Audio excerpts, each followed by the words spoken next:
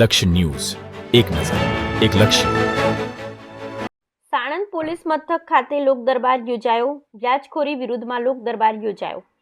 ગેરકાયદેસર ઊંચા વ્યાજે નાણાં ધીરનાર પ્રવૃત્તિ અટકાવવા યોજાયો લોક દરબાર. Sanand police inspector H G. રાઠોડના અધ્યક્ષસ્થાને યોજાયો લોક દરબાર.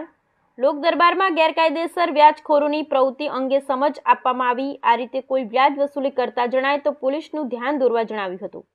લાયસન્સ વિના નાણાં ધીરનાર વધુ ટકાવારી સાથે વ્યાજ વસૂલી કરતા વ્યાજખોરો સામે પોલીસ કાર્યવાહી કરશે. સાણંદ એસબીઆઈ શાખાના અધિકારી એવં કર્મચારી દ્વારા સરકારની સબસિડી લોન યોજના અંતર્ગત માહિતી આપવામાં આવેલ.